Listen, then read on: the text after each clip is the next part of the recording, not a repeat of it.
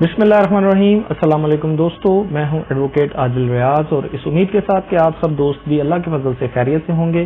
آج کے موضوع کی طرف چلتے ہیں۔ آج کا موضوع ہے اسلامک لا سے ریلیٹڈ۔ آج ہم بات کریں گے سورسز آف اسلامک لا، وہ کون کون سے سورسز ہیں جن سے ہم اسلامک لا کا حصول ممکن بناتے ہیں۔ پہلی کیٹیگری میں پرائمری سورسز آف لا کی بات کر لیں گے، اور اس کے بعد جو دوسری کیٹیگری ہے وہ ہے secondary sources of Islamic law. Primary sources of Islamic law میں سب سے پہلے قرآن پاک، اس کے بعد احادیث اور سنت، اور تیسری جو اس کی قسم ہے وہ اجماع ہے، اور اس کے بعد چوتھی قسم قیاس ہے۔ قرآن پاک جیسے کہ ہم سب جانتے ہیں کہ نبی پاک صلی اللہ علیہ وآلہ وسلم پر اللہ کی نازل کی گئی آخری الہامی کتاب ہے، اور اس میں تمام نسل انسانی کی رہنمائی کے لیے تمام مواد موجود ہے۔ در حقیقت قرآن پاک ایک مجموعہ قانون ہے۔ اس کے بعد جو دوسری قسم ہے سورس آف اسلامک لا کی، وہ احادیث اور سنت پر مبنی ہے۔ احادیث اور سنت جہاں پہ قرآن پاک کسی مسئلے کا سلوشن اس میں موجود نہیں ہے، تو ہم اس مسئلے کے حل کے لیے نبی پاک صلی اللہ علیہ وسلم کے اقوال اور ان کے افعال کی سے رہنمائی حاصل کرتے ہیں۔ اس طرح سنت اور احادیث جو ہیں وہ بھی اسلامک لا کا ایک سورس کہلاتی ہیں۔ اس کے بعد جو تیسری قسم بن جاتی ہے وہ اجماع ہے، کہ جہاں قرآن پاک، احادیث اور سنت میں کسی مسئلے کا حل موجود نہیں ہے، تو اس دور کے موجودہ جو اسلامی مفکرین ہیں ان تمام کی باہم رضامندی کے ساتھ اگر کسی مسئلے کا حل مجتہدین کی جماعت نکالتی ہے تو اس سورس کو اجماع کہتے ہیں۔ اس کے بعد جو چوتھی قسم ہے وہ قیاس ہے۔ اسی طرح جیسے قرآن پاک، احادیث مبارکہ اور سنت نبوی اور اجماع کے ذریعے اگر کسی مسئلے کا حل ابھی تک تلاش نہیں کیا گیا اور وہ مسئلہ درپیش ہے، آج سے پہلے پیش نہیں آیا، قرآن پاک میں اس کا کوئی حل موجود نہیں ہوتا، احادیث اور سنت نبوی سے بھی اس کا کوئی حل سامنے نہیں آتا، اور اجماع میں بھی اس سے پہلے وہ مسئلہ نہیں رکھا گیا، تو اس مسئلے کا جو حل ہے وہ قیاس کے ذریعے نکالا جائے گا اور قانون جو اسلامک لا ہے وہ بنایا جائے گا۔ اس کے بعد جو ہماری سیکنڈری سورسز آف لا ہیں، ان میں سب سے پہلی جو قسم ہے وہ استحسان ہے۔ ایسا مسئلہ جب دو صورتیں ایک ساتھ وقوع پذیر ہو جاتی ہیں۔ وہ کون کون سی صورتیں ہیں؟ سب سے پہلے تو وہ پہلے سے موجود اس کا جو حل ہے وہ پہلے سے آلریڈی موجود ہو، اور دوسری قسم یہ ہے کہ وہ موجود جو حل ہے اس کی پیروی کرنا موجودہ حالات میں ممکن نہ ہو۔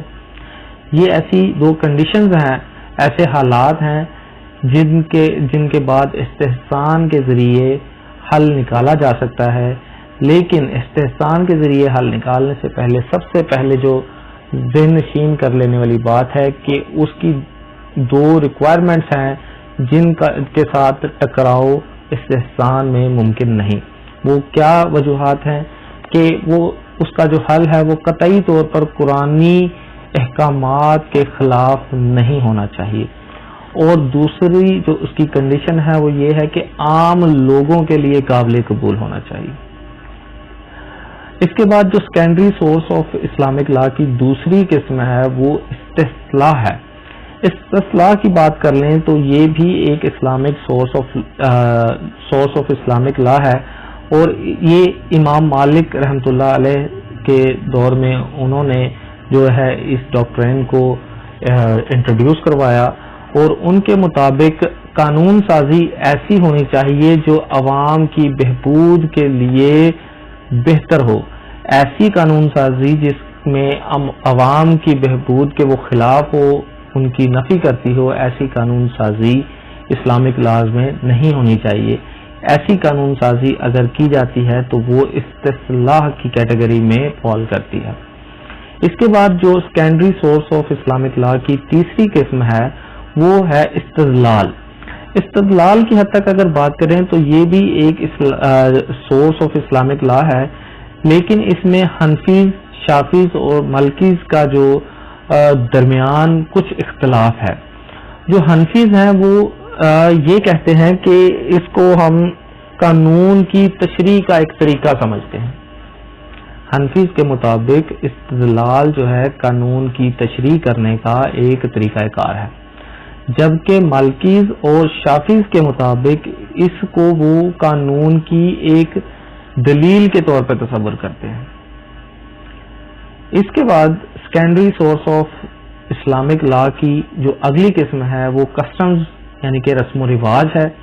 جیسا کہ ہم سب کو پتا ہے کہ اسلام کے آنے سے پہلے بہت سارے ایسے رسم و رواج جو کہ اسلام نے اپنے نفاذ کے بعد ان کی نفی کی، ان کا تدارک ممکن کیا، اور ان میں سے جو کچھ اچھے رسم و رواج تھے ان کو اڈاپٹ بھی کیا. ایسی قانون سازی، ایسے اسلامک لاز جو کہ پرویل کرتے ہوں پری اسلامک ایرا سے، ایسے رسم و رواج کو بھی قانون میں، اسلامک قانون میں حصہ دیا گیا ہے، لیکن ان کا حصہ نہ ہونے کے برابر ہے. تو دوستو، آج کی نشست میں ہم نے سورسز آف اسلامک لاز کے بارے میں بات کی. اس میں ہم نے پرائمری سورس کو ڈسکس کیا اور سیکنڈری سورس کو ڈسکس کیا.